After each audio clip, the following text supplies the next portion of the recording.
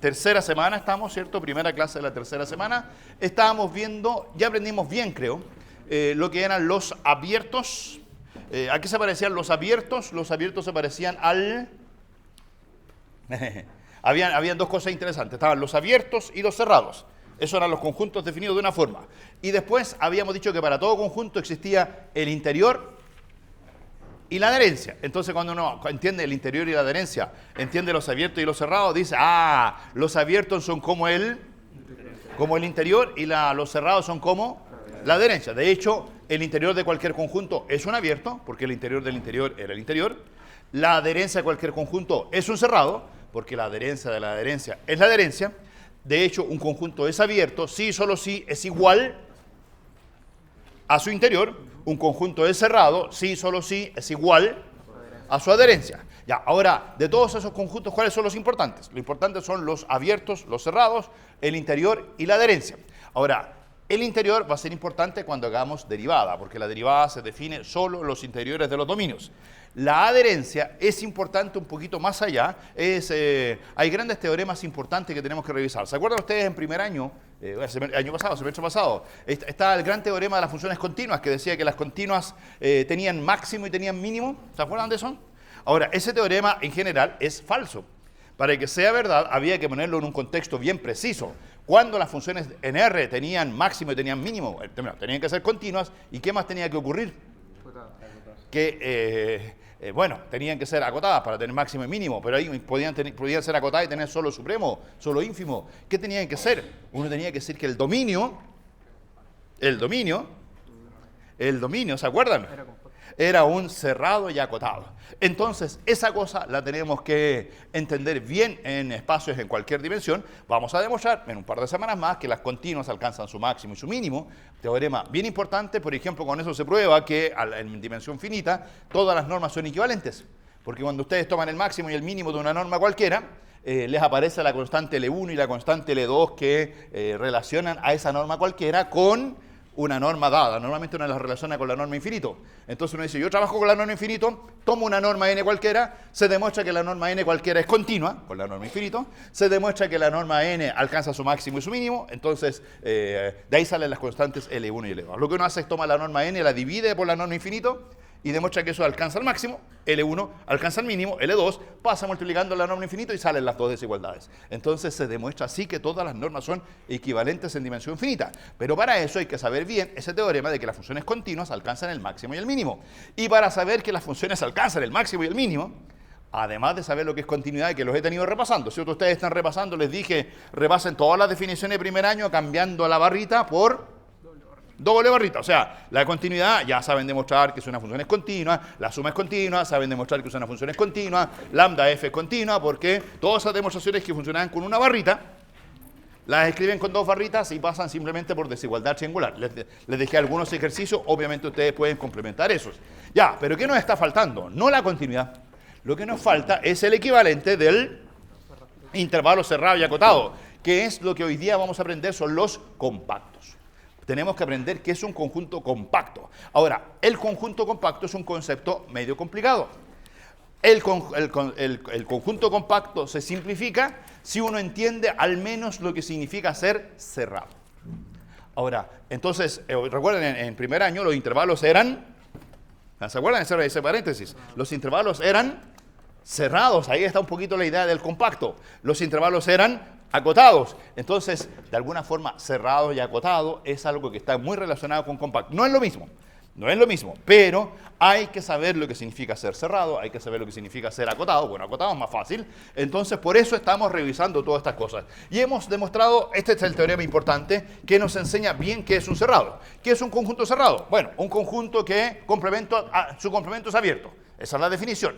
Vimos en la clase pasada que con interior y adherencia, un conjunto era cerrado si y solo si era igual a su adherencia. Tenemos, si ustedes quieren, dos caracterizaciones de conjuntos cerrados. La definición y la adherencia. Pero todavía esas dos caracterizaciones pueden ser complicadas y por lo tanto está la tercera, que es la que aparece en este teorema. Dice un conjunto es cerrado si y solo si. Esta es la caracterización de cerrados vía sucesiones. Uno dice, trabajemos mejor con sucesiones, no con la adherencia, no con el complemento. Demostrar que el complemento es abierto puede ser complicado. Demostrar que es igual a su adherencia puede ser complicado, encontrar la adherencia. Pero con sucesiones uno se las maneja un poquito más. Entonces uno dice, tomo sucesiones, cualquier sucesión, pero no cualquiera, una que esté totalmente incluida en el conjunto. Tomo sucesiones que están incluidas en el conjunto. Pues bien, si la sucesión que está tomado es una sucesión que converge a algo, en realidad tomo las sucesiones convergentes, ¿cierto? Las que no son convergentes no me importan, tomo las convergentes, tal que la sucesión vive en el conjunto. Todas las sucesiones convergentes que viven en el conjunto tienen que cumplir propiedad. El límite de dichas sucesiones debe vivir en el mismo conjunto. Si usted toma sucesiones convergentes y demuestra que las sucesiones convergentes tienen límite en el conjunto, eso es porque dicho conjunto era cerrado, y de hecho de ahí uno entiende un poquito la idea de por qué a esos conjuntos se les llama cerrados. Cerrados es porque no dejan escapar a quién. ¿Qué significa puerta cerrada? Nadie sale. ¿Qué significa conjunto cerrado? Nadie sale. ¿Pero quién es el que quiere salir? El límite de las sucesiones se quiere arrancar. Las sucesiones viven en A. En cualquier conjunto uno puede pensar en sucesiones, pero esas sucesiones quieren llegar a un cierto límite. Dicen, el límite puede estar afuera. Por ejemplo, los racionales. Las sucesiones de los racionales quieren converger y dicen, yo quiero converger a raíz de 2. Quiero que mi límite se arranque. Yo estoy restringido a este mundo, pero mi límite, es como mi hijo, a mi límite, él sí que va a conocer la raíz cuadrada de 2. ¿Se fijan? Entonces, él se escapa del conjunto. Bueno, si el conjunto es cerrado, los límites no se escapan. Y de hecho, la condición es necesaria y suficiente. Si el conjunto es cerrado, los límites no se escapan. Si ningún límite se escapa, es porque el conjunto era cerrado. ¿De acuerdo? Ahora, se los enuncié en la clase pasada, pero pienso que es bueno hacer la demostración porque los razonamientos que están detrás, bueno, es importante aprenderse el teorema, pero también es importante que entiendan los razonamientos que están detrás, porque son una aplicación de los últimos 2 ejercicios que hicimos en la clase pasada, que eran estos que hablaban de la adherencia. Porque recuerden ustedes, cerrado está muy asociado con la adherencia. ¿Cuándo un conjunto cerrado pensando en adherencia? Cuando es igual a su adherencia. ¿Cómo se demuestra que algo es cerrado? Demostrando que es igual a su adherencia. Si uno sabe con conjunto cerrado, ¿qué sabe? Que es igual a su adherencia, por el momento. Ahora después vamos a saber también el teorema. Entonces, en la clase pasada demostramos esto, que cuando tengo sucesiones convergentes, en A, siempre los límites viven en la adherencia. Y al revés, si me paro en un punto de la adherencia, siempre hay una sucesión en A que converge a dicho punto. O sea, la adherencia es donde los límites quieren llegar. Y aquí decimos, los límites no van más allá de A. Entonces, si uno mira lo de arriba, la demostración creo que es bastante rápida. Miren, demostración. Es un sí, solo sí. Así que aquí, recuerden, hay un implica hacia allá y un implica hacia acá. Hagamos la demostración hacia allá. ¿Cuál es el dato? Cuando hago el implica hacia allá. Ahí está el razonamiento. ¿Se fijan? ¿Qué tengo que demostrar? Tengo que demostrar esa cosa fea de allá. Pero ¿cuál es mi dato? Que A es cerrado. Entonces, como está todo asociado a lo de arriba, mi dato va a ser que A es igual a su adherencia. A es igual a su adherencia. Ese es mi dato. ¿Y qué hay que demostrar? Hay que demostrar que todas las sucesiones que viven en A, convergentes, tienen límite que también vive en A. Entonces uno dice, a ver, veamos eso es cierto. Tomemos una sucesión cualquiera, xn, que converge a n, y tal que la sucesión completa vive en A. Ya, ¿qué es lo que hay que demostrar? Hay que demostrar que el límite vive en A. Ya hay razonamiento con lo de allá arriba. ¿A qué se parece eso? ¿Primera o segunda línea? ¿A qué se parece ese dato? ¿Primera o segunda línea de lo que está arriba, del principio de la pizarra? Sucesión completamente incluida en A, que converge a L. ¿Qué dice lo de arriba? Sabemos que, eso, de acuerdo a lo que ya sabemos, eso implica que el L, ¿dónde vive? En la adherencia. Bueno, esa es la cosa de la adherencia típica. Pero ¿cuál era el dato? Que A era igual a la adherencia. Entonces, si todos los límites viven en la adherencia, y la adherencia es A, ¿dónde viven los límites entonces? En A, este de aquí es A, y ahí está demostrado el implica hacia la derecha, ¿cierto? ¿Cuál era mi dato? Ahí está. ¿Cuál era mi dato? A cerrado. Si A es cerrado, alguien va a decir, es evidente. ¿Se fijan por qué es evidente? Una vez que uno hizo la demostración, ¿se les habría ocurrido escribir esa demostración rápidamente? Miren los datos de arriba. ¿Entendieron lo de arriba? ¿Dónde viven los límites siempre? Primera línea. En la adherencia. Y si yo sé que mi conjunto es cerrado, sé que A es igual a su adherencia. Por lo tanto, ¿dónde viven siempre los límites? Cuando el conjunto es cerrado, viven en A. Ahí está la demostración. ¿Lo ven que en palabras hicimos exactamente eso? Él implica hacia el otro lado. ¿Qué es lo que yo sé ahora? Sé aquella propiedad de que todas las sucesiones tienen límite dentro de A. Esa propiedad es dato. No lo voy a escribir porque es muy largo ese dato. Entonces, ¿qué hay que demostrar? Hay que demostrar que, ahora segunda cosa, ahora, ¿qué tengo que demostrar? Hay que demostrar que A es igual a su... Hay que demostrar que A es cerrado. Y una forma de demostrar que A es cerrado es demostrando que A es igual a su adherencia. Ahora, cuando ustedes miran un conjunto cualquiera y su adherencia, siempre hay uno que está incluido en el otro. Cuando usted mira un conjunto y su adherencia, siempre hay alguien que está incluido en el otro. Así que eso no hay que demostrarlo. ¿Quién está incluido en quién? A está incluido en la adherencia. La adherencia siempre es A unión a algo más, ¿cierto? O sea, puede ser un poquito más grande. O sea, ya eso ya lo sabemos. Entonces, lo que hay que en realidad demostrar es no que A es un conjunto de la adherencia, sino que hay que demostrar que A contiene a su adherencia.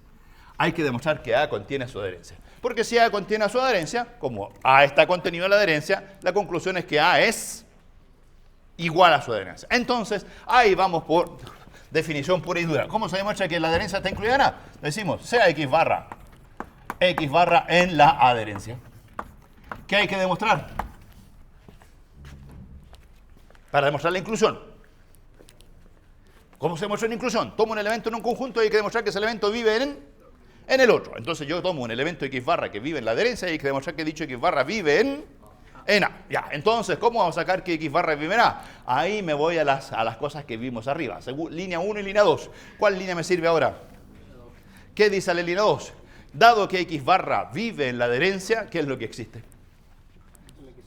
Hay una sucesión que se acerca a dicho X barra. Hay una sucesión que se acerca a dicho X barra. Entonces, eso implica, ¿cierto? Voy a poner, como X barra vive en la adherencia, entonces existe una sucesión XN que cumple los dos datos. La sucesión XN está incluida en A y la sucesión XN converge a X barra. A X barra. Eso es por vivir en la adherencia. En la adherencia siempre los puntos son límites de alguna sucesión. Ya, y ahora vamos con los datos del teorema. Quiero demostrar un implica. El implica hacia la izquierda. ¿Cuál era el dato del teorema? Que si tengo una sucesión cualquiera, que viva en A, que converja a un límite L, ¿cuál es el dato? Que el L vive en A. Y aquí tengo una sucesión, claro, es una sucesión, no es cualquiera, es una que encontré. Bueno, pero esta de aquí calza bien con los datos, es una que está incluida en A, es una que converge a un cierto X barra. ¿Qué dice mi propiedad? Ah, entonces eso implica que el X barra, ¿dónde vive? En A. Conclusión que hemos demostrado.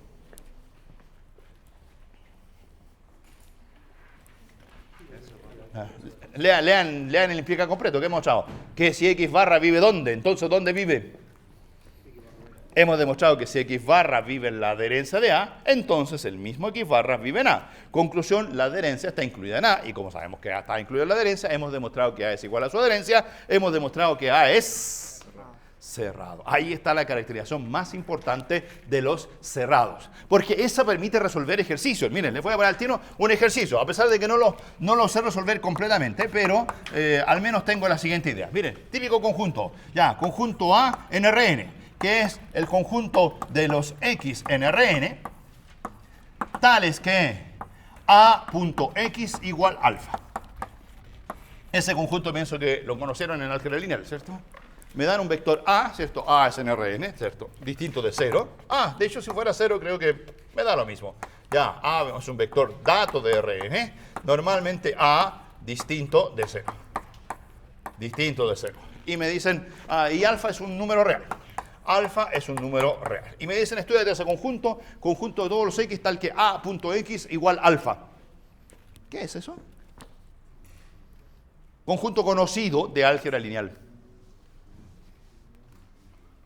¿Conoce de álgebra lineal algún conjunto conocido? ¿Qué conjuntos conocían? Este, por ejemplo, ¿conoce este conjunto X igual, cómo era? P más lambda D.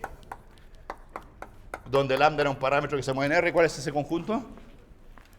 Se paran en un punto P y le suman lambda veces una dirección y el lambda es cualquiera. ¿Qué era eso? Esa era una recta de donde P era el vector posición y D la dirección de la recta.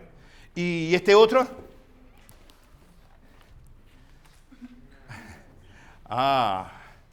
ecuación cartesiana del plano. ¿Cómo eran los planos en R3? En R3 al menos, ¿cómo era un plano en R3? Los planos no eran AX más BY más CZ igual D. No, eso no era, ¿es un plano o no?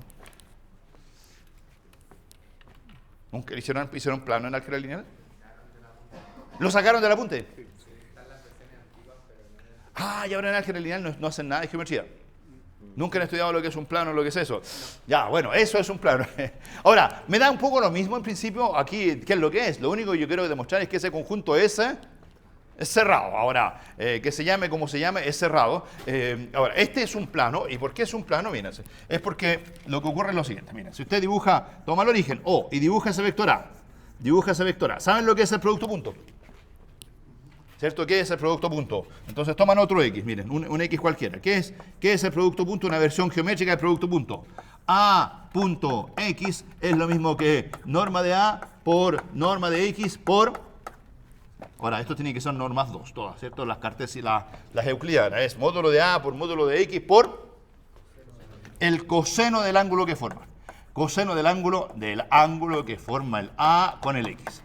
Entonces, si me voy aquí a mi dibujito y digo, miren, ahí está el ángulo. No lo voy a llamar alfa porque llamé alfa a la constante. Lo voy a llamar teta. Ya, ese ángulo se llama teta. Coseno de teta. Si ustedes miran esto de aquí, X, si le dicen que esto es constante igual a alfa, esa es la ecuación de arriba. A.x igual constante igual a alfa. Bueno, como A es constante, la variable es X y la variable es el ángulo, lo que ocurre es que X por el coseno es constante. Y si usted mira aquí, ¿qué significa X por el coseno?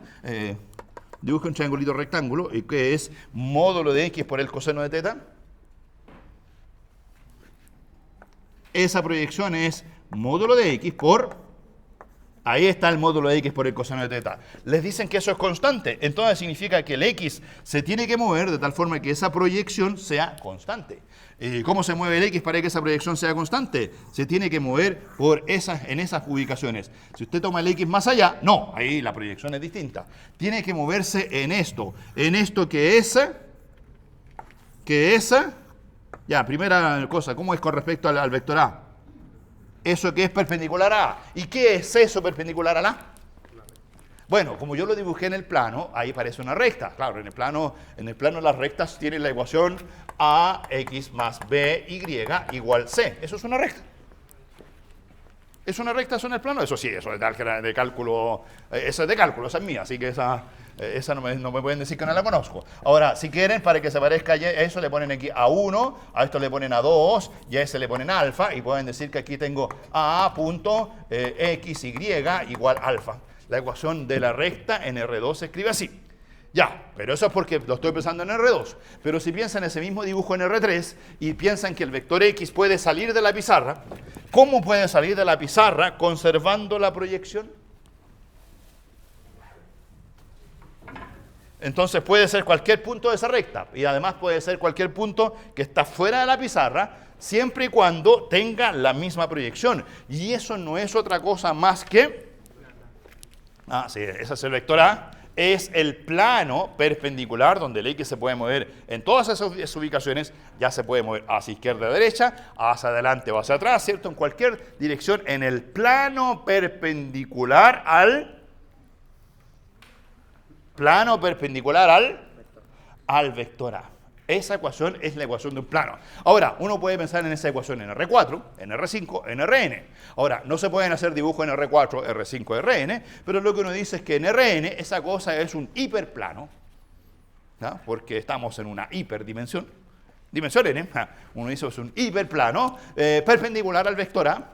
¿Y el alfa qué significa? Bueno, el alfa es algo así como la proyección de ese plano sobre la dirección del vector A. Uno se imagina ese monito que hemos dibujado ahí.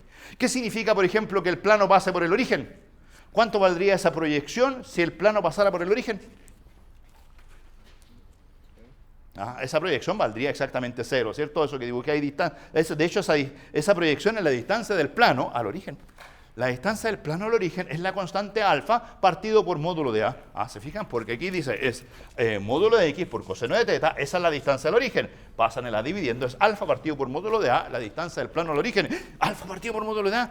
¿Sabían eso que alfa partido por módulo de A era la distancia? Miren, aquí en una recta, la distancia del plano al origen es alfa.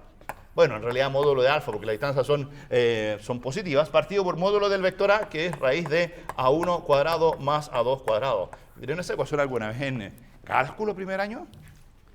Donde uno decía, de hecho creo que había una cosa que decía, la distancia de un punto en una recta era módulo de AX0 más BY0 más C partido por raíz de A cuadrado más B cuadrado. ¿Les suena algo de ese estilo? Bueno, esa era la distancia del punto P de coordenadas x0 y 0 a la recta. Si usted lo hace con el origen, esto se muere y queda módulo de C, que es el alfa, partido por raíz de A cuadrado más B cuadrado, que no es otra cosa más que la norma 2 del vector de componentes AB, que es el A1, A2. O sea, ahí tienen todo un poquito redondeado respecto de ese ejercicio. Ya, ahora, ¿qué me interesa de ese ejercicio? No me interesa mucho, pensaba que fuera una recta o que fuera un plano, era algo así para que se sintieran más familiares nada más. Bueno, si no se sienten tan familiares con el plano, es simplemente un conjunto, es un conjunto. Ah, como estamos grabando la clase y la vamos a subir a YouTube, a lo mejor hay gente en YouTube que sabía que eso era un plano y ahí va a decir, evidente, el profe explica puras tonteras en clase y todos sabemos que eso es un plano. Entonces ustedes pongan cara de que saben también. Todos sabemos que eso es un plano en R3, ¿cierto? Una recta en R2 y en Rn es un hiperplano. Un hiperplano simplemente por ponerle un nombre raro. Bueno, este conjunto es cerrado. Entonces, es cerrado. ¿Cómo se demuestra? Demostración. Entonces, no puedo hacer la demostración porque me faltan detalles, pero los detalles los vamos a ver en la página siguiente. Pero al menos para que sepan cómo funciona todo esto. Uno dice, ¿cómo se demuestra que ese conjunto es cerrado? Alternativa 1 es tomar el complemento. ¿Qué es el complemento? El complemento son todos los vectores X de Rn que cumplen la propiedad A.x mayor que alfa o bien A.x menor que alfa. Y tratan de alguna forma de probar que ese complemento es, para demostrar que un conjunto cerrado, pueden demostrar que el complemento es abierto. Y allí hacen todo lo que hicimos hace un tiempo, tratar de meter vecindades. Dicen, tomo un punto que cumpla esa desigualdad y demuestro que existe una vecindad donde la desigualdad se cumple. O tomo un punto que cumpla esa otra y encuentro que hay una vecindad donde esa se cumple. Pero esas cosas geométricamente son bastante más complicadas que lo que les voy a proponer a continuación. Esa es la alternativa 1. La alternativa 2 es calcular la adherencia. Creo que esa alternativa me la paso porque no sé cómo calcular la adherencia en un conjunto como ese. La alternativa tercera, en realidad le voy a poner 2, es usar este teorema. Es decir, tomo una sucesión xn que viva en Rn. Una sucesión de vectores en Rn. Una sucesión de vectores que, no que viva en Rn, que viva en el conjunto A, tal que vivan en A. Ya, en A, pero, o sea que cumplan que xn.a es igual a alfa. Cumplen ese dato. Una sucesión de vectores que vive en ese plano.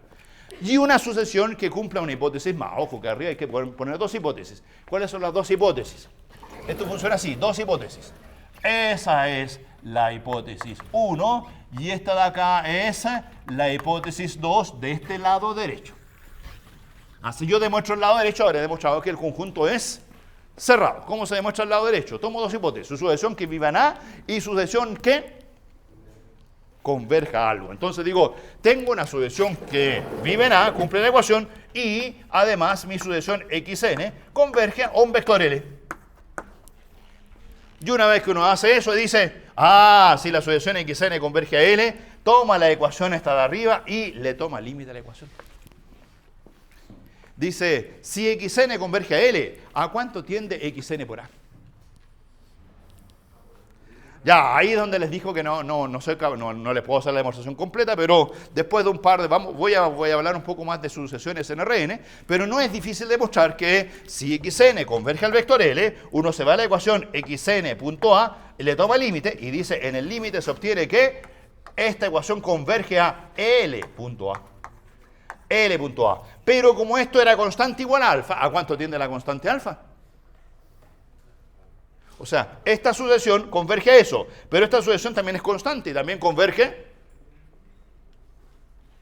Si la sucesión constante alfa converge al alfa, entonces tengo dos límites. Si miro al lado izquierdo, el límite es L punto A. Si miro al lado derecho, el límite es alfa. Y como el límite es único, entonces resulta que L punto A tiene que ser igual a alfa. Y cuando uno ha demostrado que L punto A es igual a alfa, pregunta, ¿qué ecuación satisface el límite? La ecuación que permite decir que ese límite, ¿dónde vive?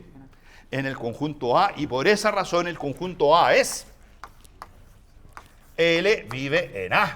Y conclusión, el conjunto A es cerrado. ¿Qué les parece? ¿Cuál será más fácil de demostrar? ¿Demostrar que la sucesión converge a un punto del A o demostrar que el complemento es abierto? Bueno, dependiendo de los ejercicios, a veces los de arriba pueden no ser tan complicados, pero esta herramienta con sucesiones normalmente es muy, muy potente. O sea, uno toma sucesiones y pasa el límite en las ecuaciones en forma muy, muy rápida. ¿Les parece? Solo nos falta la herramienta de pasar al límite y por eso es que les decía que íbamos a hacer ejemplos esta semana, esta clase, de cosas en RN. Entonces pongamos aparte un repaso en RN o simplemente cómo funcionan las cosas en RN. Entonces, si quieren, pongo aparte ejemplos. Ejemplo importante, ¿qué pasa con las sucesiones? Sucesiones en RN.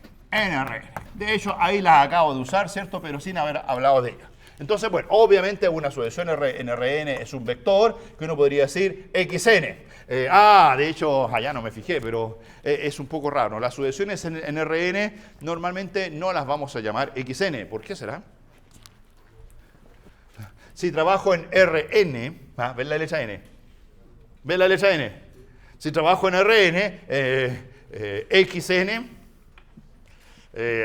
no, si trabajo en R20, no es X20, ¿cierto? O sea, esa N de ahí y la N de allá no son la misma, pero andar haciendo la diferencia cada vez respecto de eso, no. Las sucesiones en Rn, mejor llamarlas X índice K, es decir, esa es una sucesión donde el índice K es un número natural cualquiera. Esa es una sucesión en Rn.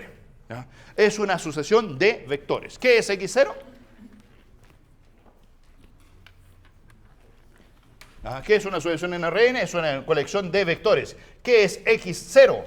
X0 es un vector de Rn. ¿Qué es X1? X1 es un vector de Rn. ¿Dónde viven todos los XK? En Rn. ¿Y qué significa vivir en Rn? Etcétera. O sea, aquí si quieren pongo el XK. ¿Dónde vive el XK? En Rn. ¿Qué significa vivir en Rn? Tomemos esa frase. ¿Qué significa que el XK vive en Rn? Significa que mi XK es un vector. Un vector. ¿Y cuántas componentes tienen mis vectores de Rn? N componentes. Entonces, el vector X0 tiene N componentes. El vector X1 tiene N componentes. El vector XK tiene N componentes. ¿Cómo voy a llamar a las componentes? XK, XK, XK. ¿Por qué le puse K a todo el mundo? Porque este es mi vector XK. Pero del vector XK tengo la primera componente, la segunda componente, hasta la enésima componente. Les voy a poner superíndices a las componentes y subíndice. ¿Lo ven?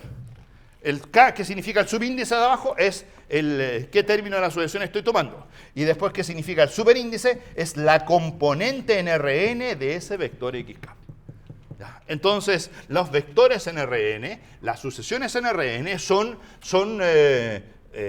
sucesiones tal que cada elemento es un vector. Entonces, en buenas cuentas, si ustedes piensan en la primera componente y piensan en la primera componente X0, primera componente, X1, primera componente, X2, primera componente, XK, primera componente, si piensan solamente en los números de la forma XK1, ¿qué es XK1? Es una sucesión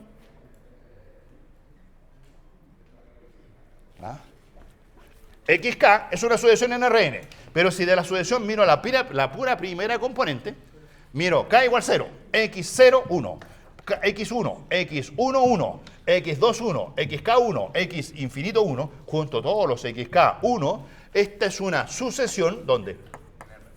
Una sucesión en R. Lo mismo el XK2, el XK3, hasta el XKN. De hecho, puedo poner XKJ, es una sucesión en R, para todo J entre 1 y n. ¿Qué es una sucesión en Rn? Una sucesión en Rn son n sucesiones reales. Les pongo un ejemplo. Esta de aquí, por ejemplo. Un ejemplo. Miren, la siguiente sucesión. Primera componente, 1 partido por k. ¿Qué les parece? Segunda componente, no sé, k más 1 partido por k más 5. Ya, típicas sucesiones polinómicas. Tercera componente, 1 más 1 partido por k elevado a la k. Cierre paréntesis. ¿Qué es eso?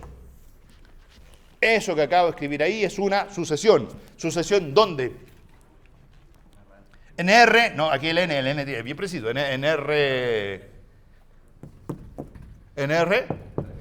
Esa es una sucesión en R3.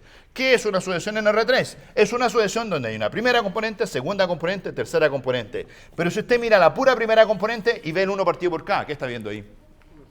¿Una sucesión dónde? En R. Si mira la segunda componente, ¿qué está viendo? Sucesión en R. Mira la tercera componente, ¿qué está viendo?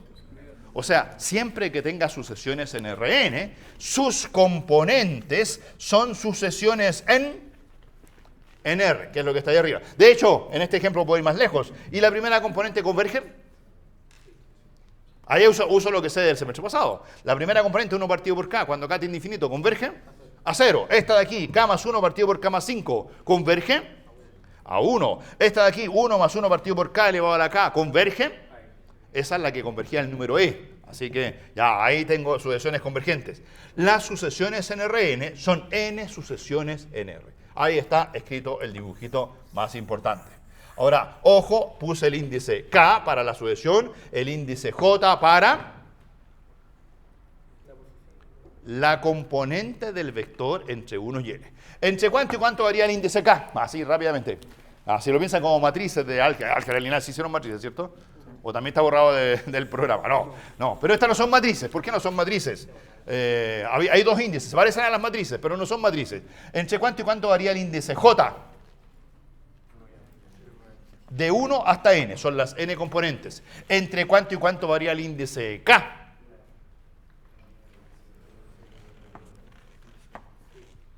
0 hasta infinito. ¿Por qué? Porque es una sucesión. Sucesión donde cada elemento de la sucesión es un vector de n componentes. El índice k de 0 a infinito. El índice j de 1 a n. No es una matriz. Si fuese una matriz tendría que el índice j variar de 1 a n y el índice k variar de 1 a m. Y ahí tendrían un rectangulito de n por n. Ahora, si lo tratan de escribir como un rectangulito, en realidad esto es un rectangulito de n columnas, o sea, n filas. ¿Y cuántas columnas? Infinitas columnas, porque es una sucesión. ¿Les parece? Ya, así que lo primero que hay que hacer en Rn es entender qué es una sucesión. Y lo segundo es qué pasa con la convergencia. Ya, entonces, para eso recuerden que en Rn uno utiliza distintas normas. La norma más fácil para entender todo esto, pienso que es la norma infinito. La norma infinito. Entonces, si usted quiere demostrar, la pregunta es ¿cuánto vale, por ejemplo, la norma del vector xk, norma infinito? ¿Cómo se calcula la norma del vector xk? El vector xk tiene componentes xk1, xk2, hasta xkn. ¿Cuánto vale su norma? La norma infinito es el máximo, ¿cierto? El máximo de los módulos de sus componentes. El máximo de los módulos de xkj, donde el índice j varía entre... Ahí está, el índice j variaba desde 1 hasta n, porque son las n componentes de mi vectorcito. ¿Les parece? Ya, puedo calcular distintas normas. Ahí está la norma infinito. Normas de distintas cosas. Entonces, primera cosa, ¿qué pasa con la convergencia? Con la convergencia. Sabemos que en la definición de convergencia aparece la sucesión, aparece un límite, y lo que uno tiene que estudiar para estudiar la convergencia es la norma de la diferencia xk menos l, donde el xk es un vector, el l también es un vector. Y hay que demostrar que esa cosa es menor que epsilon, no sé. Hay que hacer miles de cosas cuando uno estudia la convergencia. Lo importante es que ese es el elemento que uno estudia cuando hace convergencia. Entonces, lo que inmediatamente puedo hacer es, bueno, ¿qué significa esto? Esto de aquí es el máximo entre cuánto y cuánto. El índice j varía entre 1 y n. ¿Qué es lo que hay que calcular? Máximo, ¿cuáles son las n componentes del vector xk menos l? No lo dije, pero L también vive en Rn, así que L, ¿cuántas componentes tiene? L, ¿cuántas componentes tienen? Lo voy a escribir aquí. ¿Quién es L? L es un vector. ¿Que tiene cuántas componentes? L1, le voy a poner arriba. L1, L2 para seguir con mi convención. Ln. Ahora, cuando no es sucesión, uno les pone los índices abajo nomás, pero se los puse arriba para que se parezca a la sucesión. Entonces, ¿cuál es el vector xk menos L? El que tiene componentes xk1 menos L1, xk2 menos L2. ¿Qué hay que calcular para calcular su norma? Hay que tomar el máximo entre xk, j, ¿cierto? Menos LJ. O sea, restar la primera con la primera, la segunda con la segunda, la tercera hasta la última, y de eso tomar módulo, y de esas diferencias tomar la diferencia más grande entre ellas, Entonces, cuando uno conoce eso, de aquí sale un implica bien importante. Entonces, es cierto, el siguiente implica. Quiero hacer un sándwich. ¿Quién es más grande? ¿Esa diferencia o la norma infinito? ¿Qué? Ahí dice, ¿qué es la norma infinito? La norma infinito de estas diferencias es el máximo. Entonces ustedes toman una diferencia cualquiera. Las diferencias en general no tienen por qué ser iguales al máximo. Habrá solo una que es igual al máximo. ¿Qué significa máximo? Significa cota superior. Así que puedo decir que estas diferencias para todo j entre 1 y n, si usted calcula la diferencia solo de la j décima componente, solo esa diferencia siempre es menor o igual que la norma infinita. Díganme si están de acuerdo con eso. Porque ¿qué es la norma infinita de estas diferencias? De esa diferencia la norma infinita es el máximo. Entonces cualquier diferencia, si las diferencias son 1, 5, 15, 0, entonces la norma infinito es el 15, ¿cierto? 1, 5, 15, 0, el 15. El 1 es más chico que 15, el 5 menor o igual que 15, el 15 menor o igual que 15, 0 menor o igual que 15. Todas las diferencias, todas las j décimas son menores o iguales que la norma infinito. Desigualdad que me va a servir para demostrar qué cosa. Porque estoy pensando en la convergencia. La pregunta es qué pasa con las convergencias. Entonces, si uno supiera que la sucesión xk converge a L, ¿qué significaría? Que esta diferencia es menor o igual que ¿cuánto? Que epsilon. Y si esta diferencia es menor o igual que epsilon, ¿qué me va a decir esta desigualdad aquí? Me va a decir que estas otras también son menores o iguales que epsilon. Y si miro eso j a j, lo miro componente 1, componente 2, componente 3 hasta componente n, voy a deducir que si la sucesión de vectores converge, las componentes convergen una a una. La primera componente de la sucesión, la componente xk1, esa tiene que converger a L1. La xk2 tiene que converger a L2. ¿Se acuerdan que las componentes eran sucesiones en R? Entonces, si usted sabe que la sucesión de vectores converge, las sucesiones de componentes convergen cada una de ellas. Es como la convergencia puntual. ¿Se acuerdan de la convergencia puntual? La vimos en una clase. ¿Se acuerdan cuando uno tenía que el supremo convergía? Si uno sabe que el supremo converge, entonces uno decía, para cada punto, aquí los puntos son las componentes, cada componente converge al correspondiente límite. Todas tienen límite de convergencia. Ya, pero esa me va a servir un poco porque, bueno, de hecho, aquí en ese ejercicio me va a servir. Porque aquí yo decía, la sucesión xn era convergente a L. Entonces cada componente converge, la primera converge a L1, la segunda converge a L2, y de hecho, si usted desarrolla ese producto punto, ¿qué es ese producto punto xn punto A? ¿Qué es xn punto A? ¿Qué es xn punto A? A.xn. De hecho, se fijan que aquí ni siquiera fui cuidadoso. Como estaba trabajando en RN, a la sucesión que le puse, no, aquí habían todo. Claro, no sabía nada de sucesiones en RN. Entonces, en realidad había que trabajar con XK. Ya, eso ni me lo había imaginado, porque estábamos tratando de hacer un ejercicio antes de ver esta parte. Ya, entonces uno dice, ¿qué es A.xk? ¿Qué es un producto punto? Es A1 por la primera, A2 por la segunda, A3 por la tercera. Ya, ¿A1 por cuánto? Por xk1. Más, ¿A2 por cuánto? xk2. ¿Hasta dónde termina eso? Hasta A sub n. ¿A sub n por cuánto? xkn. Y ahora la pregunta es, si yo sé que la xk converge, ¿a cuánto converge este producto punto? No tengo idea. Pero con lo que ya acabo de aprender allá, puedo decir, oye, la componente xk1 tiende a L1. La componente xk2 tiende a L2. La componente xkn tiende a Ln. Y aquí me veo enfrentado a un problema de primer año.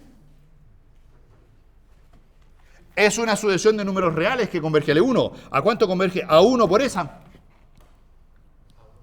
A 1 por L1. Esta de acá converge a L2. ¿A cuánto converge? A 2 por esa. A 2 por L2. ¿A cuánto converge esa? A N por Ln. Oye, pero tengo la suma de sucesiones. Pero son n sucesiones sumadas como sucesiones de primer año. Si cada una tiene límite, ¿a cuánto converge la suma de los límites? Bueno, ¿a cuánto converge la suma de las sucesiones? No les doy la respuesta, ¿cierto? ¿A cuánto converge la suma de las sucesiones? A la suma de los límites. Entonces dicen, fácil, eso converge. La primera, A1, L1. La segunda, A2, L2. Que dije que le iba a poner los índices arriba. Ya. Después la última converge a sub n, L, n. ¿Y cómo se llama? A1, L1, A2, L2, A3, L3, AN, LN, A.L. Entonces ahí está que el xk.a converge a L.a y es la demostración típica de que ese conjunto era cerrado.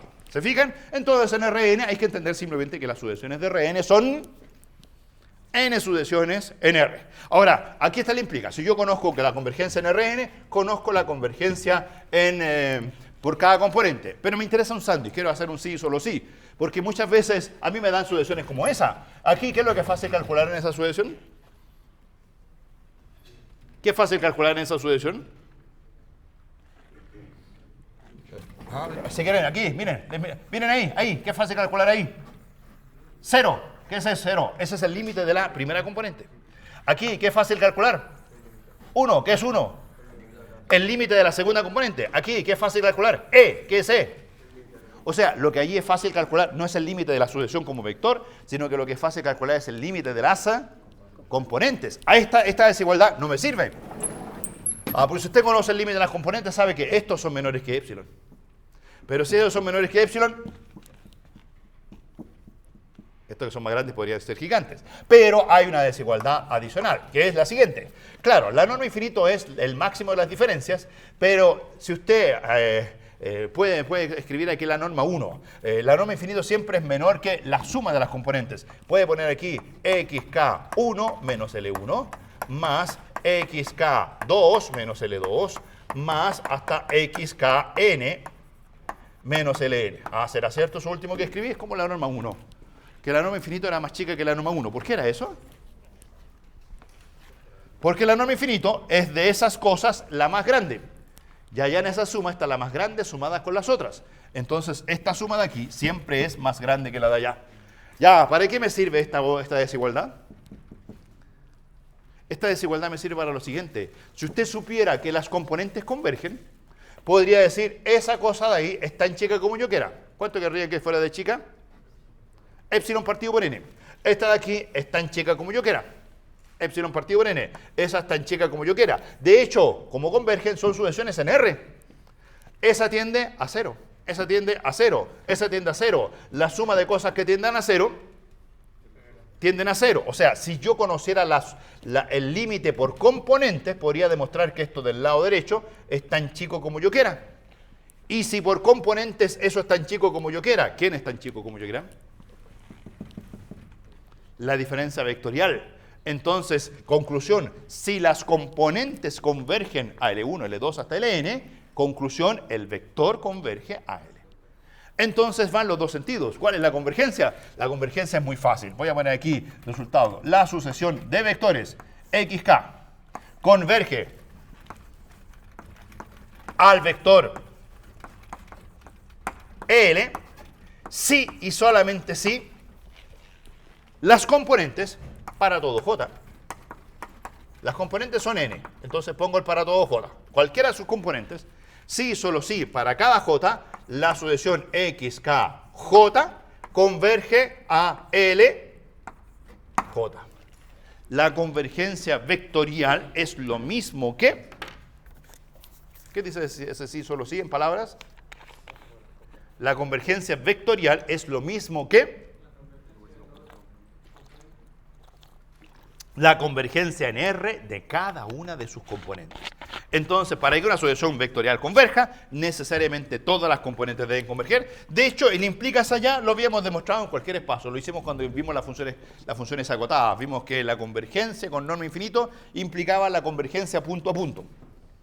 Ese era el implica allá. Pero en dimensión finita, si tengo que esta suma converge, como esta suma es más grande que esa, la suma tiende a cero, implica la convergencia del vector. La convergencia en Rn no es más que la convergencia componente a componente. Ya, dicho eso, entonces, ¿a cuánto converge esa sucesión de vectores de ahí? Es tan simple como eso. ¿A cuánto converge esa sucesión de vectores? Esa converge al vector 0, 1, e. Ahí está. ¿Por qué? Porque lo que es muy fácil calcular es el límite por componente. De ahí uno recurre a su cálculo. O sea, calcular cosas en Rn es calcular n veces cosas en R. Ahí se terminó. Ya, y después, usando eso mismo, ¿qué pueden decir de Cauchy? ¿Qué pueden decir de Cauchy? Ah, en Cauchy no hay que calcular esto. En Cauchy hay que calcular xk, hay que calcularse la norma de xk menos xm. Ya, ahí se puede usar la letra m, ¿cierto? K y m. Y demostrar que eso es chico. Bueno, pueden escribir esta misma desigualdad con xk, xm, aquí con xkj, y va a quedar aquí xmj, y aquí va a quedar xk1, xm1, xk2, xm2, etc.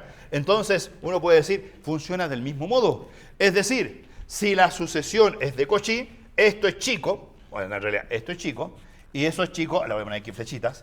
Entonces eso implica que componente a componente es chica. Entonces voy a decir, una sucesión vectorial xk es de Cauchy, sí y solamente sí. ¿Ya? ¿Cuál es la conclusión? ¿Entendieron la idea? Sí y solo sí. Cada una de sus componentes es sucesión de Cauchy. Para todo j entre 1 y n, se cumple que la sucesión xkj es de Cauchy. La explicación es muy parecida a la de arriba, cambiando el L por XM. O sea, ustedes donde dice L, pone aquí XM, XM, XM. No lo voy a escribir dos veces para no hacer la misma cosa, pero ahí sale que si esta es de Cauchy, eso es chico, la componente J décima es de Cauchy. Si la componente J décima son todas de Cauchy, esa de Cauchy, esa de Cauchy, esa de Cauchy, significa que esta diferencia es más chica que epsilon partido por n, epsilon partido por n, epsilon partido por n, todo esto es más chico que epsilon, la sucesión vectorial es de Cauchy. Así que sucesiones de Cauchy en Rn es lo mismo que n sucesiones de Cauchy en R. ¿Y qué saben de las sucesiones de Cauchy en R? ¿Convergen o no convergen las sucesiones de Cauchy en R? Las sucesiones de Cauchy en R convergen. Si todas las componentes son sucesiones de Cauchy, significa que todas las componentes convergen. Y vayan a la línea de arriba. Si todas las componentes convergen, ¿qué le pasa a la sucesión vectorial? Si uno aquí cuenta eso con eso, ¿cierto? Dice, oye, yo sé que en R, si una sucesión es de Cauchy, converge. Si la sucesión xkj es de Cauchy, la xkj tiene un límite, lo llaman LJ, converge. Y si todas convergen en LJ, ¿qué le pasa a la sucesión vectorial? Conclusión, ¿cómo es Rn entonces? Si todas las sucesiones de Cauchy son convergentes. Rn es un con nombre y apellido. Rn es un espacio de Banach. Lo voy a escribir aquí, ¿cierto? Rn es Banach. Banach, ahí tienen. Rn es un Banach. Las sucesiones en Rn no son más que n sucesiones. Si las sucesiones son convergentes, sí, solo si las n son convergentes. Es de Cauchy, sí, solo si las n son de Cauchy. O sea, en Rn es muy fácil convencerse que Rn es lo mismo que R. Es R simplemente repetido n veces. N veces. Lo repiten n veces y tienen Rn. Ya, ahí tienen los cerrados y tienen cómo se demuestran qué cosas son cerrados en Rn en forma bastante sencilla. Entonces, ahora estamos en condiciones de ver el gran concepto que es bien importante, el de los conjuntos. Ya les había anunciado que para los teoremas es importante, bueno, los cerrados son una buena parte, pero es más importante los conjuntos compactos. Entonces, aparte, conjunto compacto. Definición. Esta es una definición. La voy a poner con mayúsculas, ¿les parece? Definición. Entonces, le voy a poner aquí compactos. Compacto. Ya, es ahí para que quede bien marcada. ¿Se les va a olvidar qué conjunto vamos a aprender ahora? Que no se les confunda estos con los... Bueno, ¿cuáles hemos aprendido hasta el momento? Los abiertos y los cerrados. Entonces, tercer clase de conjuntos, los compactos. Entonces, voy a decir, obviamente, E es un espacio vectorial, tiene su norma y esa cosa es un espacio vectorial normado. No necesariamente Rn, cualquier espacio vectorial. No necesariamente completo. O sea, la completitud no es importante para las definiciones. ¿Cuándo es importante la completitud? Cuando uno estudia sucesiones de Cauchy. ¿Y cuándo estudia sucesiones de Cauchy? Nunca. Bueno, en los controles, en las clases auxiliares. Son importantes cuando uno quiere demostrar grandes teoremas, y son los grandes teoremas que demostró Banach. En un instante vamos a llegar a los grandes teoremas que demostró Banach, y ahí justamente Banach se dio cuenta que para demostrar los teoremas, él decía, a ver, hagamos esto, y llegaba a sucesiones de Cauchy. A ver, hagamos esto otro, llegaba a sucesiones de Cauchy, y decía, solo puedo llegar al resultado final si las sucesiones de Cauchy son convergentes. Para esos grandes resultados requiero que el espacio sea de Banach. Por eso se llama Banach y los resultados son de Banach. Hay un super teorema que es el teorema de Banach más clásico de todos. Lo vamos a ver en un par de semanas más, tal vez, o de clase más. Ya, es un espacio vectorial normado. Subconjunto de se llama o es compacto. Es un compacto si cumple lo siguiente. Si cumple lo siguiente. Ojo que le iba a poner un sí, solo sí, le voy a poner el sí, pero recuerden ustedes que esto es una definición. Las definiciones siempre funcionan como sí y solo sí. Eso lo saben, ¿cierto? Porque antes de hoy día, lo que era compacto no existía. Ahora va a existir. Entonces, compacto es lo que ponga aquí. Cuando aparezca lo que ponga acá, lo escriben como compacto. Así que pueden decir que compacto es sí y solo sí, lo que está acá abajo. Pero no es una proposición, porque eso no existía. Es una definición. Ya, entonces, ¿qué significa compacto? Sí, solo sí. Para toda sucesión. ¿Qué les parece? ¿A qué se parece? ¿A qué se parece? Ya, empezamos con las sucesiones. Se parece un poquito a los cerrados. ¿Qué decían los cerrados? Los cerrados, repítame con sucesiones, ¿qué era un cerrado? Para toda sucesión. Si vivía en el conjunto A y convergía a L, L tiene que estar en A. Esa era cerrado. Entonces aquí se parece. Entonces se les va a empezar a confundir. Para toda sucesión, XN, contenida en A. ¿A qué se parece? Todavía se parece más todavía. Toma una sucesión cualquiera, contenida ¿dónde? En A. ¿Cómo eran los cerrados? Igual, pero los cerrados tenían una segunda hipótesis. ¿Cuál era la segunda hipótesis? Que converge a algo. Y ahí concluyen, el algo está en A. Aquí no hay segunda hipótesis, solo una hipótesis. La hipótesis sucesión en A, punto. Para toda sucesión que viva en A, coma, existe una subsucesión. ¿La noto así la subsucesión? X sub phi de n. Existe una subsucesión y existe un elemento de A tal que la subsucesión converge a dicho elemento. Dicho de otro modo, todas las sucesiones en A tienen subsucesiones convergentes. Pero dice un poquito más que eso. Miren, dice, existen dos cosas. ¿Por qué le puse dos existe? Para que no se confunda. ¿Cuáles son las dos cosas que existen? Una subsucesión y un L. Una idea, existe una subsucesión convergente. No, es un poquito más. Existe una subsucesión y un L, pero ¿dónde vive el L? Cuando uno habla de subsucesión convergente, no sabe si el L vive en A. ¿Se fijan? No sé si lo habían pensado eso, cuando uno decía en primer año, todas las sucesiones acotadas tienen subsucesiones convergentes. Tenían límite. ¿Y dónde estaba el límite? En R. Aquí no. Aquí es todas las sucesiones de mi conjunto, no sé si acotadas o no, todas las sucesiones de mi conjunto tienen subsucesiones convergentes, pero las subsucesiones convergen a un L que vive en A, en el conjunto. Ya, entonces por eso les puse dos existe. El primero es, existe la subsucesión convergente. Y el segundo, lo importante, obviamente existe su límite, pero lo importante aquí es eso, que existe el límite que vive ¿dónde? En A. Y la sucesión tiene límite en A. Los conjuntos compactos son los que cumplen esa gran condición. Ya, un ejercicio solamente para precalentar. Ejercicio de precalentamiento. Si tengo si xn es de Cauchy, si tengo una sucesión de Cauchy, xn, pero mi sucesión xn está contenida en un compacto. Voy a poner conjunto imagen de sucesión vive en A, donde A compacto. Creo que en palabras me pueden dar resultados. Porque hemos visto todo. Todas las herramientas las tienen un poco a flor de piel. Siempre la gran pregunta sobre las sucesiones de Cauchy, ¿cuál es? Siempre me dan sucesores de Cauchy. ¿Cuál es la gran pregunta sobre las sucesiones de Cauchy? Si son o no son convergentes.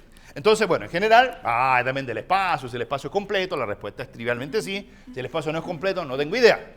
Pero si tengo solo una sucesión de Cauchy y mi sucesión de Cauchy viviera en un compacto, esa converge. ¿Por qué? Porque, ¿qué significa vivir en un compacto? Que tiene subsucesiones convergentes. Y habíamos probado alguna vez que si una sucesión de Cauchy tenía una subsucesión convergente, era convergente. ¿Se acuerdan? Entonces, justamente a las sucesiones de Cauchy, ¿qué les falta para converger? Les falta una subsucesión convergente, ¿cierto? Las sucesiones de Cauchy como que quieren converger, dicen, son como las abejas, así que quieren atacar. Somos sucesiones de Cauchy, queremos atacar, pero ¿a dónde? ¿A quién? ¿A quién? ¿A quién? Y de repente una abeja dice, a él, a él. Y las sucesiones de Cauchy dicen, vamos, piquémoslo a él. ¿Se fijan? O sea, como que las sucesiones de Cauchy están listas para converger, pero le falta la subsucesión que les diga dónde. Y cuando la sucesión le dice, pícalo a él, ¡brum!, todas las abejas se meten ahí contra él. O sea, la sucesión de Cauchy está lista para converger, solo le falta una subsucesión convergente. Y si me dicen que mi sucesión vive en un compacto, ¿qué me están regalando en el compacto? Una subsucesión convergente, así que la sucesión de Cauchy ahí, que era, ¿te fijas? Como desorientada, abejas así como despertando a la mañana, se van directo al límite. Así que si una sucesión es de Cauchy y viven en compacto, la sucesión converge. XN converge, es convergente. Convergente. Ahora, es simpático esa propiedad porque me recuerda cosas, pero lo lamentable de esa propiedad es que no me enseña qué son los conjuntos compactos. Los conjuntos compactos son demasiado importantes, pero la definición, de hecho, como que la definición nos dice, oye, está hecha justo para poder demostrar teoremas. Porque, ¿qué me regala los conjuntos compactos siempre? Subsucesiones convergentes. Cuando veamos continuidad vamos a decir, dado que tengo una subsucesión convergente, entonces vamos a encontrar el supremo, el ínfimo, etc. Vamos a hacer miles de cosas gracias a la subsucesión convergente. Pero, ¿cuáles son los conjuntos compactos? Bueno, la definición dice, cuando hayan. ¿Pero cuáles son esos? O sea, ejemplos. ¿Tienes ejemplos de sucesiones de conjuntos compactos? Ya, para eso, el siguiente teorema es una gran ayuda. Es una gran ayuda para entender cuáles conjuntos son compactos. Pero le falta un poquito. El teorema que sigue es para entender. Teorema. ¿Qué dice mi teorema? Dice que si A es compacto, entonces A es cerrado. ¿Por qué empiezo a entender cosas? Porque si no eres cerrado, ¿se fijan? Todos los compactos son cerrados. Pero eso ya lo manejo, porque con sucesiones sé demostrar que conjuntitos son cerrados. Si no eres cerrado, contrarrecíproco, no eres compacto. Entonces, ser compacto es una condición, ser cerrado es una condición necesaria para ser compacto. Y otra propiedad, si A es compacto, A es cerrado y además A es acotado. Acotado. Entonces uno dice, o sea, todos los compactos son cerrados y todos los compactos son acotados. Un conjunto que no sea acotado jamás será compacto. ¿Te parece? Tienes que ser cerrado y acotado. Ahora, el problema es que el recíproco el recíproco no es siempre cierto. Hay veces, de hecho en R, los compactos son los cerrados y acotados. Pero no siempre un cerrado y acotado es compacto. Un compacto es un poquitito más que solo ser cerrado y solo ser compacto. Perdón, solo ser cerrado y acotado. Ahora, de todos modos, eso es una propiedad bien importante. Demostración. Demostración. Creo que es bastante rápido. La primera parte es bien sencilla. ¿Cómo se demuestra que es cerrado? Primera parte, demostramos que es cerrado. Por demostrar que A es cerrado. ¿Cuántas alternativas tienen para demostrar que un conjunto es cerrado? 3. ¿Cuántas alternativas hay para demostrar que un conjunto es cerrado? 3. Ya, apréndaselo. ¿Cuántas alternativas tienen para demostrar que un conjunto es cerrado? 3. ¿Cuáles son? Complemento abierto. Tomar la adherencia y demostrar que la adherencia es igual al conjunto. O con sucesiones. De esas 3, ¿cuál es la más simple? Casi siempre. Sucesiones. Y aquí, miren, mi dato de compacto es con sucesiones. Así que está cantando de que las 3 alternativas usen sucesiones. Entonces, ¿cómo se hace con sucesiones? Entonces, digamos, sea XN una sucesión que cumple las siguientes propiedades. Su conjunto imagen está incluido en A y la sucesión XN converge a L en E. Así se demuestra que algo es cerrado. 2 hipótesis. ¿Cuántas hipótesis eran con sucesiones para demostrar que es cerrado? Apréndase. ¿Cuántas hipótesis? 2. ¿Cuáles son las 2 hipótesis? Tomo sucesiones en el conjunto A y ¿qué condición cumplen las sucesiones? Son convergentes. ¿Convergentes a dónde? A algo que puede estar, no sé, en alguna parte. ¿Qué es lo que hay que demostrar? Que ese algo vive en A. No vayan a partir diciendo, supongamos que la sucesión converge a un elemento de A. No, ahí se mueren. Ahí han usado la hipótesis, o sea, el resultado como hipótesis. No, es una sucesión que converge a algo que vive en mi espacio.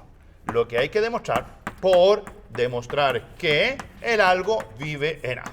¿Y cuál es mi dato? Que es compacto. ¿Y qué significa ser compacto? Ahí arriba están. Ahí arriba. ¿Cómo eres compacto? Oye, compacto requiere solo ese dato. Con ese puro dato yo puedo concluir aquí 2 cosas. ¿Qué cosas puedo concluir? ¿Existen quiénes? Existe la subsucesión. X phi de n. ¿Qué más existe? Un elemento de A. L. Pongámosle otro nombre para que... Digamos que existe un L tilde en A, ¿cierto? Un L tilde en A. Ya, porque la L está tomada. ¿Y cuál es la condición? Son tales que la subsucesión X phi de n converge a dicho L tilde. Y dicho L tilde vive en A. Ahí lo puse 2 veces ya para que quede bien enfatizado. Ya. ¿En qué se parece el L tilde al L? Por ser compacto, tengo 2 datos. Existe la subsucesión. Oye, ¿la subsucesión de quién? De la XN. Oye, pero ¿cómo era la XN? La XN vivía en A. Ya, eso ya lo sé. Pero ¿qué más sabía de la XN? ¿Qué otro dato tenía de la XN originalmente? Que convergía a L. Y aquí encontré una subsucesión que converge a L tilde. ¿Qué saben de una sucesión que converge respecto de sus subsucesiones? Si una sucesión converge, las subsucesiones están obligadas a converger a lo mismo. Entonces, si la sucesión ya era convergente a L y esta subsucesión converge a L tilde, bueno, no queda otra más que L igual L tilde. Ahora, ¿qué era lo importante del L tilde? Que vivía en A. Y si el L tilde vive en A, ¿dónde vive el L? Bueno, listo, se terminó. Claro, como en la definición de compacto los límites de las subsucesiones tienen que estar en A, eso obliga a la sucesión madre a converger a algo que vive en A, si no habría una contradicción. ¿Lo ven? Ya, es un conjunto cerrado. Todos los compactos son cerrados. Segundo, todos los compactos son, ¿qué dice mi teorema? Segundo, todos mis compactos son acotados. Acotados. ¿Qué significa ser acotado? Escribamos la definición de acotado. Por demostrar que A es acotado. O sea, hay que demostrar que... Creo que no se los he dicho en términos de 2 barritas. ¿Lo saben en términos de una barrita? ¿Qué significa que un conjunto en R con una barrita sea acotado? Voy a poner aquí. Por demostrar que A es acotado. Lo pienso en R. O sea, lo que hay que demostrar es que, ¿qué significa un acotado en R? Existe una cota M positiva, tal que para todo X en A se cumple que módulo de X menor o igual que M. ¿Será eso conjunto acotado en R? Existía una cota M, tal que esa cota M acota todos los módulos de todos los elementos del conjunto. ¿Cuál es la definición de acotado en espacio vectorial normado? Nunca la hemos visto, pero ya dijimos cuál es la técnica. ¿Cuál es la técnica para definir las mismas cosas en espacio vectorial normado? Ponerle 2 barritas, ¿cierto? Ya, se terminó. Hay que demostrar eso. Ahora, si no, lo que vamos a demostrar, si quieren, es que todos los compactos cumplen eso. Cumplen eso. ¿Conocen ejemplos de conjuntos acotados? En espacios vectoriales normados generales. A lo mejor conviene decir lo siguiente.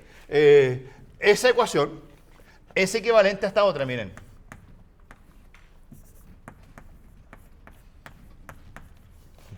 Es una tontera, pero puede que les ayude. X menos 0 menor o igual que A. Y eso es equivalente a escribir que X vive en la vecindad, ¿cierto? Bola, si quieren, de centro 0 y radio M. Entonces, todos los elementos de A tienen que estar dentro de esa vecindad. Es decir, el conjunto A está incluido en dicha vecindad. Los conjuntos acotados son aquellos que se pueden meter dentro de una vecindad. Entonces, con eso, creo que al tiro saben conjuntos acotados. ¿Qué conjunto acotado conocen? Hay uno que cumple la igualdad. ¿Quién cumple la igualdad? Un conjunto A que cumple la inclusión. Pero piénsenlo más fácil, que cumple la igualdad. ¿Qué conjunto A cumple la igualdad? La misma bola, la misma vecindad, todas las vecindades son acotadas porque las vecindades se meten dentro de vecindades. Y si están en otro centro, ahí pueden hacer un poquito de desigualdad triangular y pueden también demostrar que las vecindades trasladadas son acotadas. La vecindad abierta es acotada. Cualquier cosa que se puede meter dentro de una vecindad. M, en general, la constante M a lo mejor puede ser muy grande, ¿cierto? Un conjunto que parece no acotado es porque el M es grande, pero si usted encuentra el M, aunque sea gigante, no importa, el conjunto va a ser acotado. Eso hay que demostrarlo. Voy a borrar todas esas cosas que son equivalencias a ser acotado. Vivir en una supervecindad. Ahora, ¿qué es lo que hay que demostrar? Eso.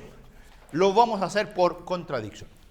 Si eso fuera falso, si esto no fuese así, ¿saben hacer demostraciones por contradicción, cierto? Uno parte siempre con la frase, esto es lo que quiero demostrar, si lo que quiero demostrar no fuese verdad. Hay que escribir la negación y llegar a una cosa contradictoria, una contradicción. ¿Qué sería cierto? Díctenme. Para todo M, existiría un X en A, tal que la norma de dicho X sería mayor estricta que M. O sea, el conjunto no acotado, porque el conjunto se arranca. ¿Se fijan lo que dice aquí? Es no acotada porque se arranca. Yo lo quiero acotar por M. Y me dice, no, hay alguien que le gana. Yo tomo un M más grande y me dice el conjunto, hay alguien que le gana. Siempre hay un alguien, X, que tiene norma más grande que el M, porque aquí estoy diciendo la frase, el conjunto no es acotado. Ahora, para construir la contradicción, miren un poquito siempre la construcción de los cuantificadores, cuando puedan. Ven S con S y díganme con esa construcción, ¿quién depende de quién? ¿Qué dice? Para todo M, tírate un M. Para ese M, yo te encuentro un X. ¿Y si el M es grande? El X... de hecho, se parece a jugar con niños chicos. ¿Existe un X más grande que M? No, pero es la norma de X más grande que M. Pero es como la idea, ¿cierto? Entonces el X depende de M. Así que podrían, si quieren bautizarlo como X índice, le podrían poner aquí un X sub M. Pero se vería un poquito feo, porque ¿dónde vive la letra M? ¿Quién es M?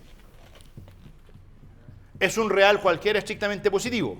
Pero el X, al depender de M, me da la idea de que aquí puedo pasar de esta cosa que es variable continua a variable discreta tomando naturales diciendo, dado que esto es válido para todo m, no voy a tomar todos los m's existentes, solamente voy a tomar m igual 1, m igual 2, m igual 3, m igual 4, m igual 5. Y siempre va a existir un x que va a ser más grande que 1, otro que va a ser más grande que 2, que 3, que 4, que 5.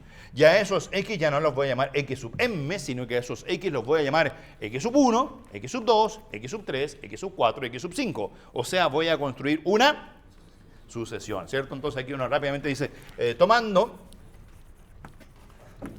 m igual, ¿se acuerdan que habían siempre dos posibilidades? Era n o 1 partido por n. ¿Cuál de las dos posibilidades tomo aquí? ¿Qué interesa forzar? ¿El m grande o el m chico? M grande, ¿cierto? Que todo eso explote. Entonces tomando m igual n. De hecho puedo tomar, claro, tomando m igual n, donde n es un natural cualquiera distinto de 0, queda que para todo natural distinto de 0 existe un x que ahora voy a llamar x índice n, ¿cierto? Porque depende de n, que vive en A, tal que su norma xn es más grande que n. Ahí está. Ya, entonces ahora uso el dato. xn es una sucesión que vive en A. Y cuando tengo una sucesión que vive en A, ¿cuál es el dato? ¿Cómo era mi conjunto A? Todo esto partía de aquí, este era el teorema. Había que demostrar que si A es compacto, entonces es acotado. Entonces, ¿cuál es el dato? Que A es compacto. ¿Y qué pasa con ese dato? Ahí arriba está. ¿Qué significa? Que si tengo sucesiones en A, ¿qué es lo que puedo garantizar al tiro? Entonces, como A compacto, voy a poner aquí sería como A compacto, como A es compacto. Aquí uso la compacidad. Compacto. Existen dos cosas. ¿Qué dos cosas? En realidad me interesa solo la primera, pero voy a escribir las dos. Existe el x phi de n, la subsucesión. Existe el L que vive en A, tal que mi subsucesión x phi de n converge a dicho L. En realidad aquí me interesa algo un poquito más sencillo. O sea, la sucesión x phi de n, la subsucesión es convergente. Convergente, ahí está. ¿Les parece? Tenía una sucesión, todas las sucesiones tienen subsucesiones convergentes. Pero mi sucesión es gigante. ¿Qué pasa con la subsucesión? Además, voy a poner aquí, reemplacen ahí donde dice x, el índice phi de n. ¿Qué pueden decir? X phi de n es más grande que ¿cuánto?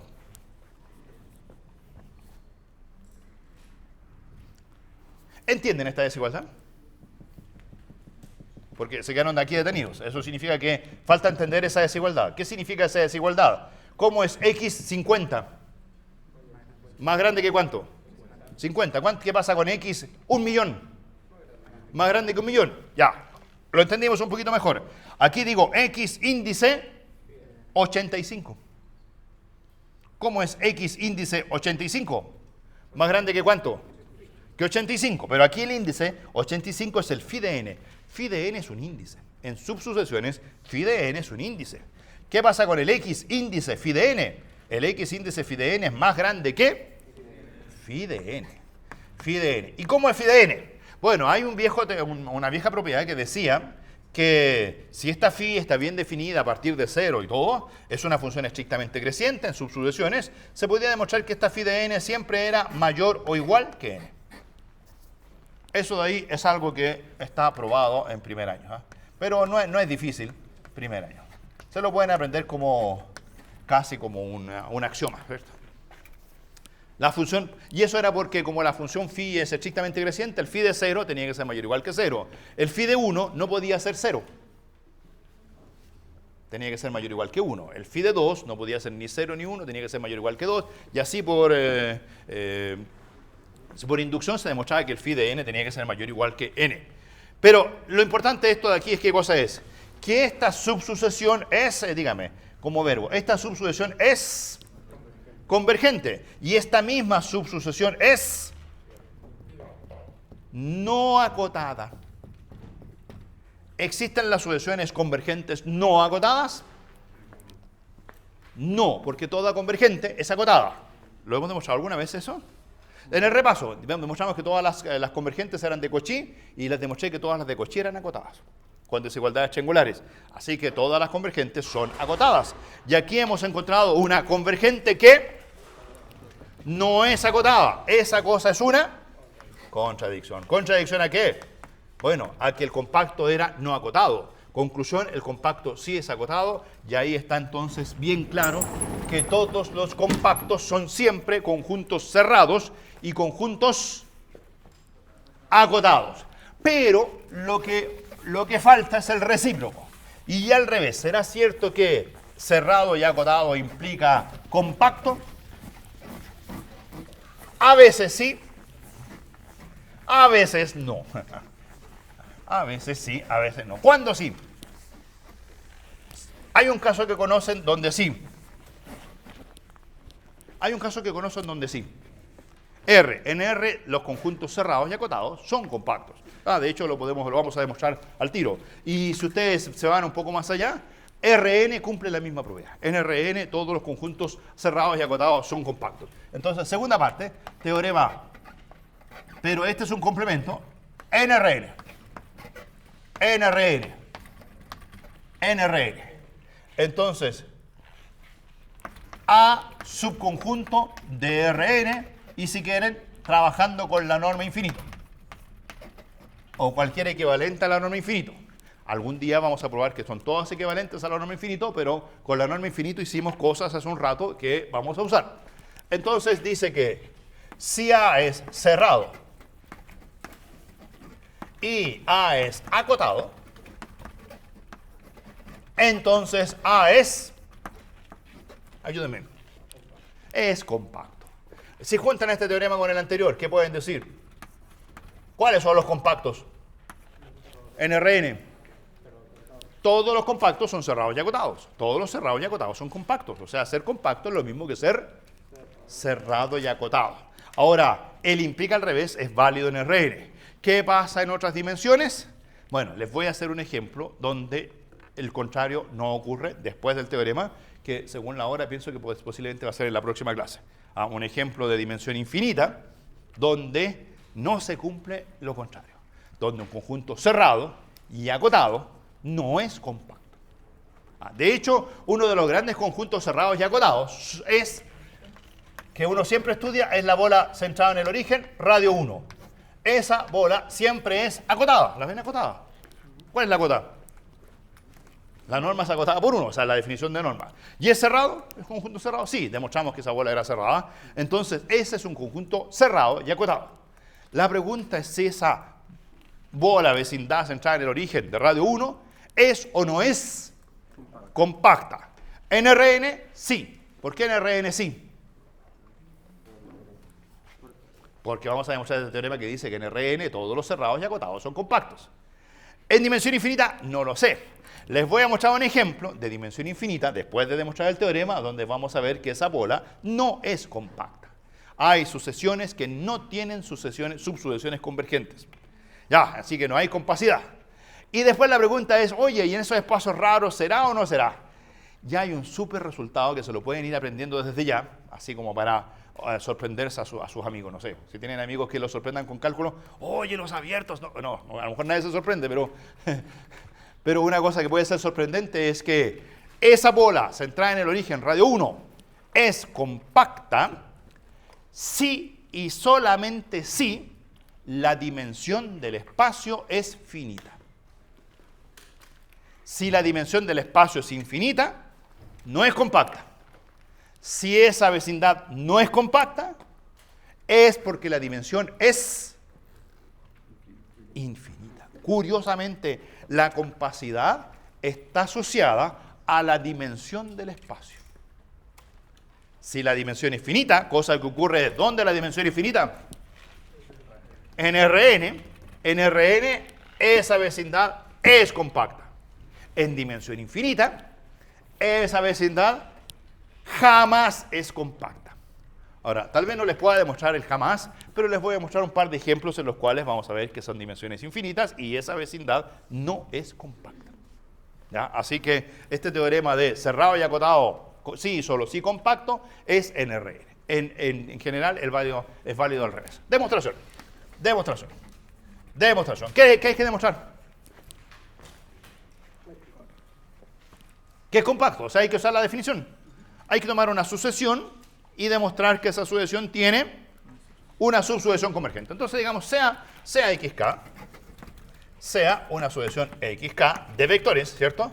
Una sucesión contenida en A. No dije mi resumen de sucesiones, pero ya, entonces voy a decir aquí, esta sucesión, obviamente, xk, es, cada vector xk se escribe como xk1 hasta xkn.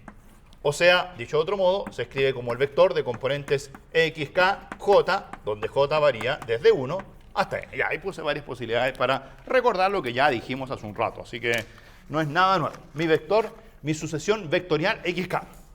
Entonces, ¿cuáles son los datos? Que el conjunto A es cerrado y el conjunto A es acotado. De los dos datos voy a partir con ese primer dato. El conjunto es acotado. Y como mi sucesión vive en A, entonces, claramente, mi sucesión xk es acotada. Mi sucesión xk es acotada. Y si mi sucesión xk es acotada, eso significa que el supremo, la norma infinito, es acotada por m. ¿Cómo es cada una de sus componentes? ¿Se acuerdan ustedes que el módulo de las componentes, cada componente tiene módulo menor o igual que la norma infinito? Eso lo hemos escrito varias veces. Entonces, si la norma infinito es acotada, porque vive en el conjunto A, esto es acotado por m. Si esta es acotada por m, ¿qué le pasa a las componentes? Todas las sucesiones son acotadas. xk es acotada, lo cual implica que para todo j, entre 1 y n, la sucesión xkj es acotada. Acotada. Ya. Ahora, yo creo que casi terminamos, pero hay que tener cuidado. Porque hay uno se acuerda de R. ¿Qué saben en R? Estas xkj viven en R. Y si son sucesiones acotadas en R, ¿qué pueden decir al tiro? Pueden decir que tienen subsucesiones convergentes, ¿cierto? Pero cuidado, porque son varias sucesiones en R. ¿Cuántas sucesiones en R tengo? N sucesiones en R. De hecho, piensen en dos para que sea fácil. Piensen en dos sucesiones en R. Si tienen dos sucesiones en R acotadas, la primera es acotada, la segunda es acotada.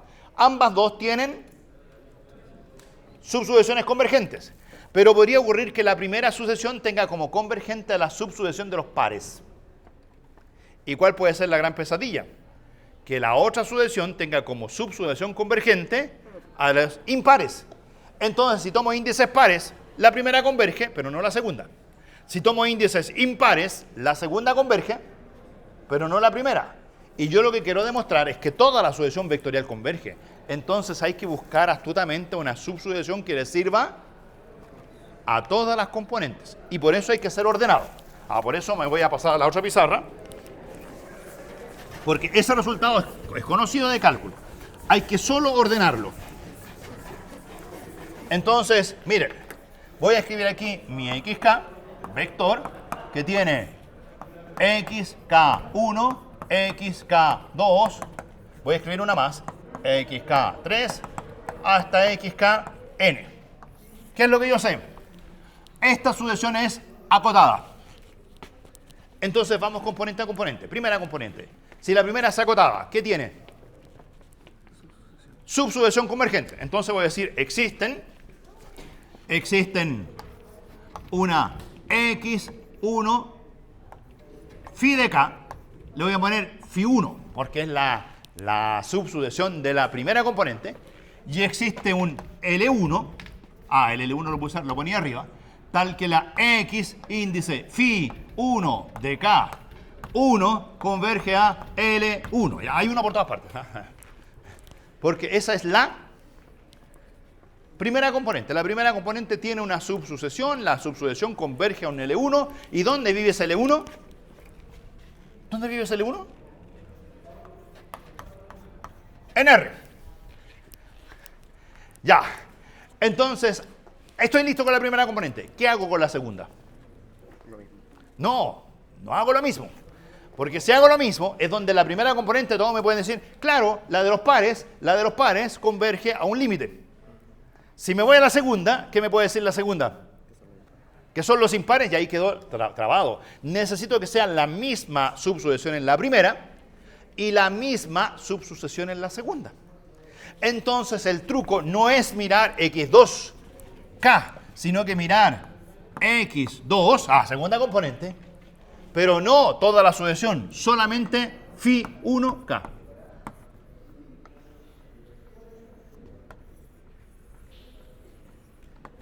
¿Ven lo que dice ahí? O sea, la de arriba tiene una subsucesión convergente. Digamos que son los pares. ¿Qué hago con la segunda? Miro solo los términos pares de la segunda.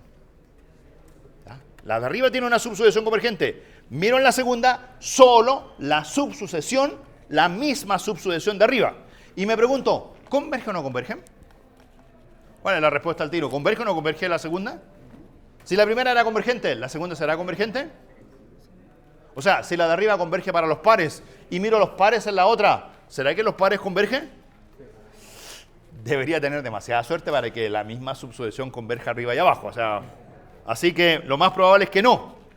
Pero esa segunda cosa rara, esa no es la sucesión x2k, es x2, lo ven, x2 índice, phi1 de k. Entonces, esa es acotada. Así que si esa es acotada, ¿qué tiene? Esa tiene una subsucesión convergente. Entonces aquí uno puede decir, tú eres acotada. Así que existe la x2 subsucesión de esta, no de esa. ¿Y cómo se escribe una subsucesión de esta? Se escribe así, miren. Esta era x2 phi1 de k. Donde dice k, tengo que poner phi de k. Aquí significa de las pares, los múltiplos de 3. De las pares, los múltiplos de 3, que sumando y restando serían como los múltiplos de 6. ¿Se fijan? De los pares, los múltiplos de 3. Ahora, este lo voy a llamar phi2 de k. Y esta converge a un L2 en R. El L2 también existe. Ahí están. Es el único detalle que hay que tener cuidado. Ahora, si hago eso, ¿qué pasa con la primera subsucesión? ¿Cómo quedó la primera y la segunda? ¿Quedaron iguales o distintas? O sea, por el momento están distintas, ¿cierto? La subsucesión de arriba es x phi1 de k y la que converge abajo es x2 phi1 de phi2 de k. Pero esta, acá arriba, ¿cuál es el truco? En lugar de k pongan phi2 de k, que sería una subsucesión de la convergente, y las subsucesiones de la convergente siguen convergiendo. Así que ahí logré igualar las dos subsucesiones. Ahora, esto que se ve feo de aquí, que acá arriba le van a poner también phi2 de k, va a quedar súper feo, pero no es más que una subsucesión. De hecho, es la misma subsucesión para x1 y x2. Las dos convergen. ¿Qué hacen con x3? Entonces ahora se van a la x3. ¿Y qué hacen con la x3? ¿Parten de dónde? No de x3k. Si se vuelven a x3k, la embarro. O sea, aquí tenía los pares. Aquí dije, de los pares, los múltiplos de 3. En términos prácticos estoy en los múltiplos de 6. ¿Qué hago aquí? Aquí enchufo. ¿Enchufo los pares o los múltiplos de 6? Los múltiplos de 6. Tomo esa subsucesión, la que tiene phi1 de phi2 de k. Y digo, wow, qué cosa más fea. Pero eres simplemente una sucesión acotada. Y como sucesión acotada, ¿qué cosa tienes? Una subsucesión convergente. ¿Cuál va a ser la subsucesión convergente? X3 índice ¿cuánto? Phi1 de Phi2 de, donde dice K, pongo Phi3 de K. Es un poco horrible. Pero si ahora me voy a la sucesión de arriba y a la de arriba, logré que la primera, la segunda y la tercera sean convergentes. Ya, entonces, ¿puedo poner así sucesivamente? Al final, ¿qué es lo que va a quedar en la última? Así sucesivamente.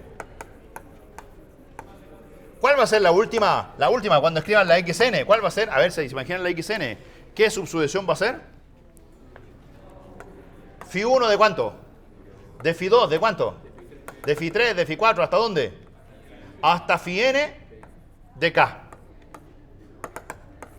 Y va a converger esa a L, n.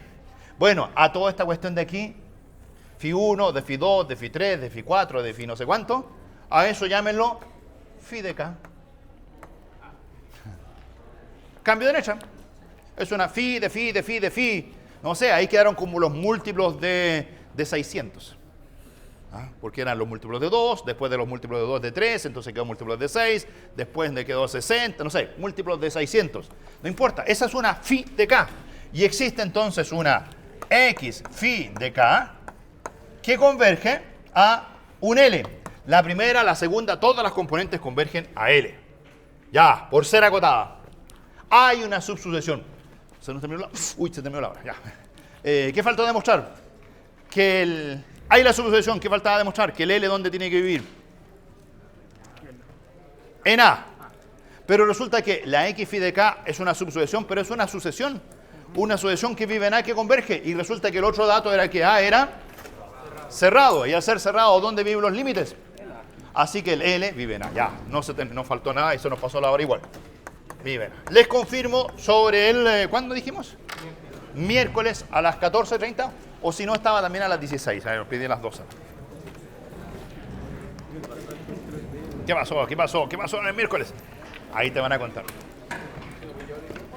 ¿Esto estaba funcionando? Ah, sí, funcionaba. El miércoles a las 12 está plagada la facultad de clases recuperativas de introducción al cálculo. Todas las salas están ocupadas. Digo porque la semana 4 es semana fecha. La semana 4 es control 1. O sea, ese es el gran problema. ¿Cuál es una métrica y una norma? En que la métrica mide distancias y la norma es una herramienta para medir distancias. O sea, la métrica más... La métrica es más general que una norma. Tú dices, una forma para medir distancia entre dos vectores con mi norma es la norma de x menos y. Pero puedo definir otra. Pero se podría definir otra. Y uno puede también, así como definimos norma en forma axiomática con 4 propiedades, uno puede definir métrica con otras propiedades. Las normas ya satisfacen las propiedades de métrica. Y generalmente los espacios como de Banach completo tienen que ver más como con métrica que... Con normas. No. Los otros son de Fréchet. Claro. Pero los espacios topológicos necesitan métricas. No, los espacios topológicos ni siquiera métrica. Ni siquiera. No, porque con las normas tú defines los abiertos. También define distancia. Si tú defines una métrica, defines los abiertos. Y si no defines nada, tú puedes definir los abiertos a secas. Y cuando tú defines los abiertos que vengan de métrica, que vengan de norma, yo defino los abiertos así como así nomás. Chao. Cuando haces eso, defines un espacio topológico. ¿Y eso se hace como con colecciones de conjuntos? Los abiertos siempre son colecciones de conjuntos. Pero la colección de conjuntos, de hecho, hay un caso muy sencillo que tú pones solo vacío y ahí. Eso es un espacio topológico. Ya. Porque, ¿qué tienes que cumplir? Que las uniones sean abiertos. Si haces las uniones de vacío, unión vacío, te da vacío que es abierto.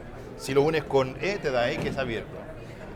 Las intersecciones finitas te van a dar siempre vacío o E, Y eso es van a ser abiertos. Ya. Y vacío y es un vacío, abierto y cerrado a la vez. Ya, perfecto. De hecho, ese es el espacio topológico que tiene menos abiertos. La topología más gruesa. Y hay otra topología que es la más fina, la que son... Todos los subconjuntos son abiertos. Me ahorro todos los problemas. Las particiones del... Las partes de todos los subconjuntos. Ahora, ninguna de esas dos no vienen ni de métrica ni de norma. Siguen siendo espacios topológicos. Sí. Espacio topológico es como el concepto más abstracto. Espacio métrico es un poco menos abstracto que eso, y espacio normado es el que estamos viendo nosotros.